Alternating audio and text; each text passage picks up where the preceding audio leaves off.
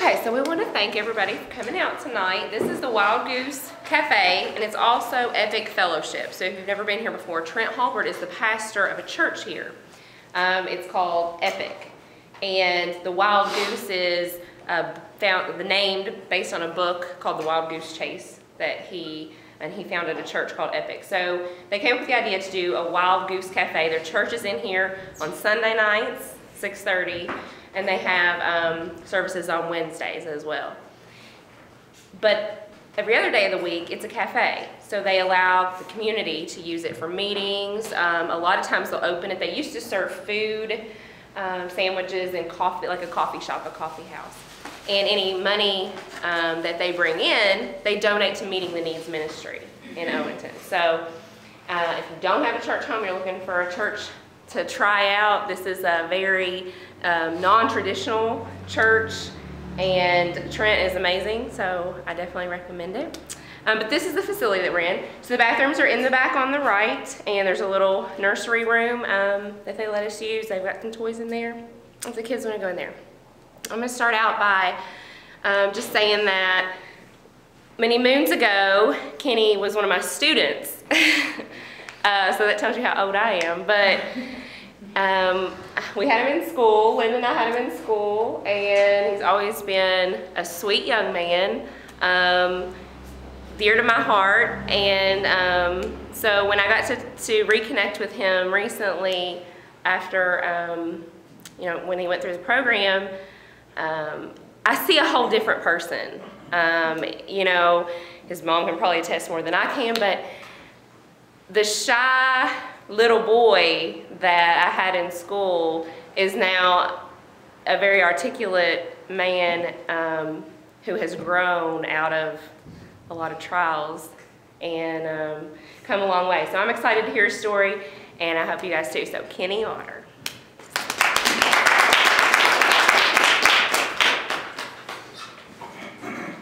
Hi, how's everybody doing tonight? I'm glad y'all came out.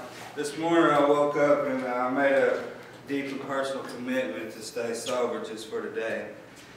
I'd like to start out for saying that my mother is here tonight and some of my family. I'm glad that they got to make it in, and thankful for everybody to be here tonight. I'd like to start. I'm gonna tell you what it was like, what happened, and what it's like today. I like to say that I remember as a child and going through all my whatever years, that I remember this and that, but I really don't remember nothing, that much of my childhood. I do remember, coming through school.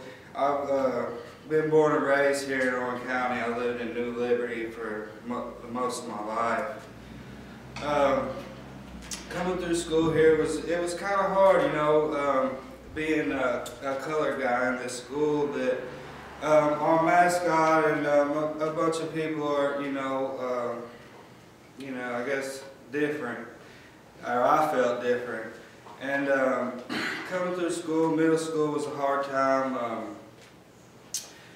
People would call me out of my name and things of that nature, and I'd get in a lot of trouble over that. I had a lot of friends though, coming through school. I guess about 12 years of age. I had an older brother and an older sister, and one of my sister's 5 years older, and my brother was 6 years older, so they were into bigger and better things than I was at the time. So I was about 12 years old, I guess, and I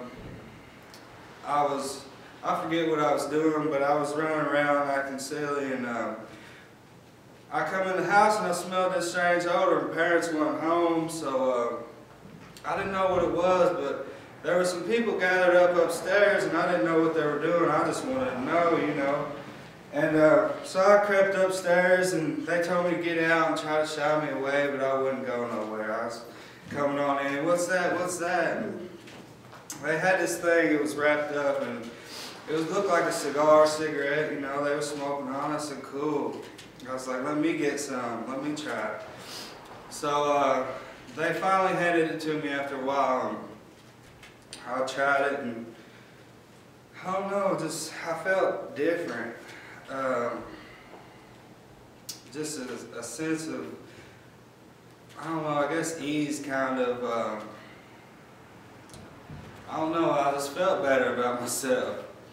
But after that, you know, I kept on in school, and I tried to play football, and I was okay, I guess, but I wasn't raised as high class or low class. We were kind of in the middle, you know, and I didn't have everything I wanted, but I had everything I needed. But like I said, I started trying to play football, and I played for a little while, and it come time for we had to have some kind of insurance, and we couldn't afford the insurance for me to play ball, so that knocked that out. So I was just running around trying to fit in with different people, and I found a crowd that was okay. They accepted me for me. I was always a shy guy. You could find me in the corner at school or by myself. I don't know, I really wasn't around everybody. I don't know, but so coming on into high school about my freshman year, I started getting into drugs bad, smoking weed every day. If I didn't have it, I wouldn't go to school. The times that I was in school, I'd be sleeping through class, things like that, try not to do anything, and well, I got in trouble, and I got sent off for a couple of days, and I don't know, it was scary, but at the time it was scary, but after it was all said and done, it wasn't that bad. I got out, and I started doing the same things.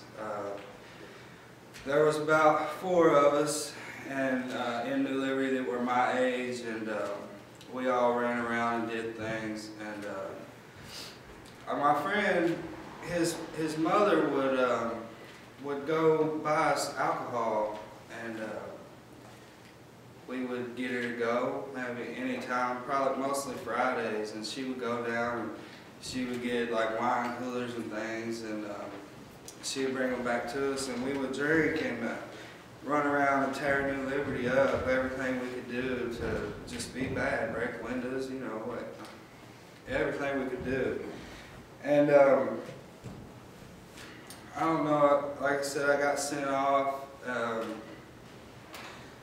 I got back. I just kept finding my way into trouble, and I couldn't get right.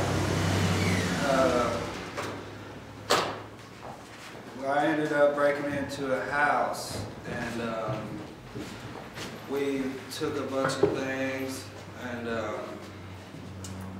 I don't really remember much of what happened, but I know we got a bunch of prescription pills, and we were sitting at this round table at my buddy's house, and there was about 5 of us, and we just had this big old pile of blue stuff, powder, laying on the table, and I don't really remember that much about, you know, after that, but I remember waking up in the hospital, and I was hooked up to these machines, and I didn't know what happened. To say the least, I almost lost my life. My buddy had to get his stomach pumped with charcoal. My mom was crying. You know, I didn't know what I'd done, but that wasn't enough. You know, I left there, and I don't know. I got back. I was still into trouble. They put me on some kind of probation, and I did something else and got in trouble. And this time they sent me to a boys' camp, and it was down in Lake Cumberland, and it was a 6 to 8 month program, I think. And I got sent down there, and it was okay, you know. That was my childhood dream, was to live with, you know, a bunch of my friends in the same house, big mansion, you know, do what we wanted. It was all right. It wasn't too bad. I made a lot of friends.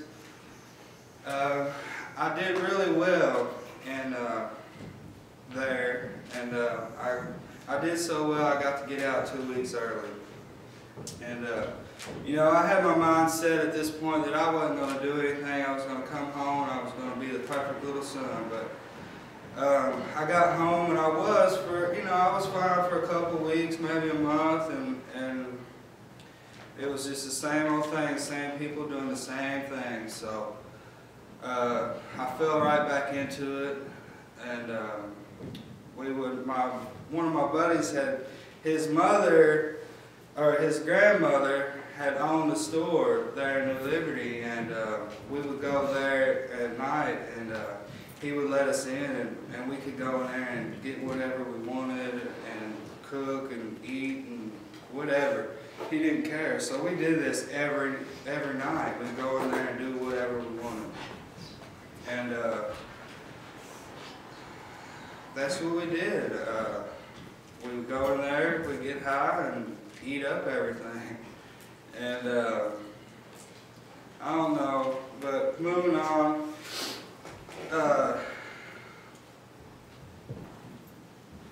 I'm sorry, I'm kind of lost here.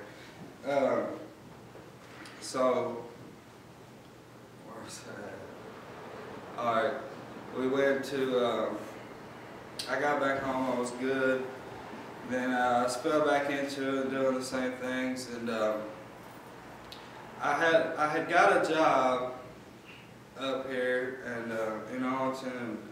I was doing fairly well at the time. My dad had bought me my first car.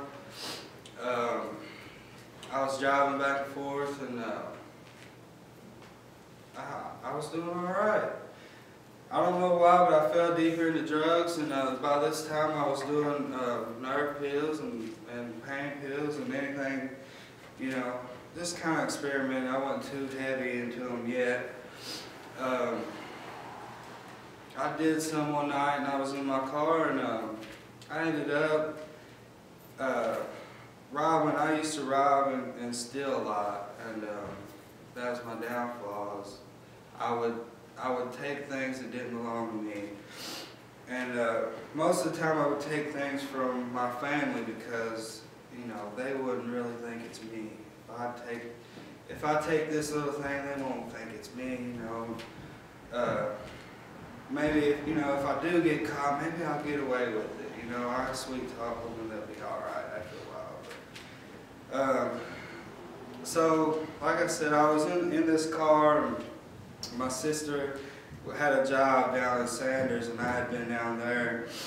I left there, and I would look for old abandoned houses, and I would go in there and look for things to take to the scrapyard and scrap, you know, get a little bit of money to do whatever. And like I said, I had a job, and I don't really know why I was doing this, but yeah, the next day was payday, and I didn't have any money, so I was down there. I found this old abandoned house. I went in. There was an air conditioner sitting on the front porch, and I knew I could get 10 out of that.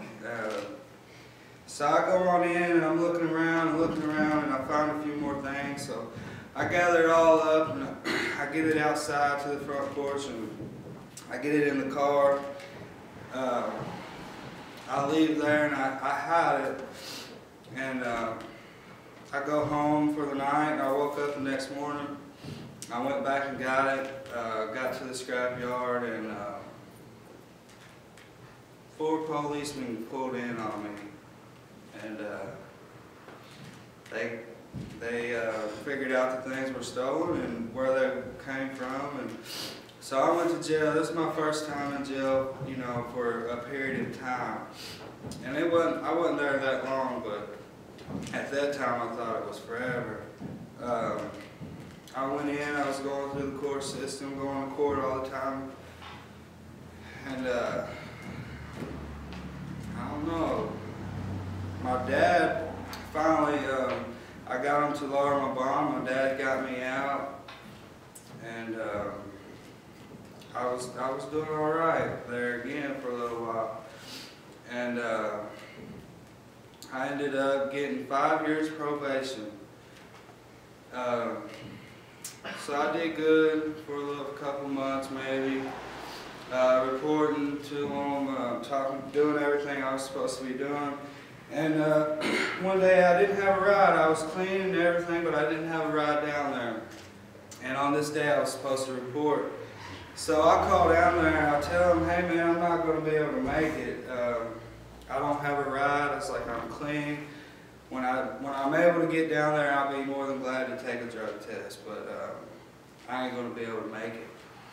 He said, well, Kenny, if you don't make it here by 5 o'clock, then we're going to issue a warrant for your arrest and whatever. So I kind of lost hope, like, you know, I'm going to go to jail anyway, so I might as well have fun before I go. So I go and get some alcohol and I get drunk and kept on doing whatever I was doing. And I don't know how, but I never got locked up, and they never bothered me. I never heard from them. Like, I guess somehow I skipped the system, if you want to call it that. They didn't catch up with me, and I definitely wasn't getting a hold of them. I was running around doing everything I could do.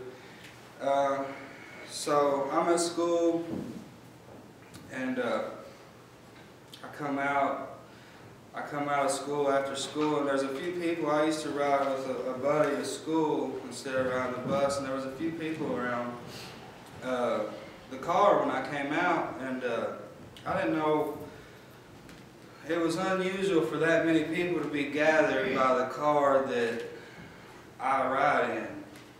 So I come out and I get by, and everybody's just kind of looking at me, and I don't know what's going on. I'm whatever, let's go. I'm ready to go get high. And everybody's just looking at me, like I said, and I was like, what are y'all looking at me all stupid for? Like, you didn't hear it? I'm like, didn't hear what? They're like, you didn't hear nothing about your brother? And I'm like, no, what about him? Well, Kenny, something happened to him. He's been in a drowning accident. I was like, whoa. So we leave there. I'm in shock, and so we go to Lower Fort Thomas Lake down here, and they got the road blocked off, and I'm just sitting here like, wow. And so a guy from the ambulance comes, or whatever it was, search and rescue, come up to the car. And we was asking if we could get down, and I was asking what's happened, what's going on.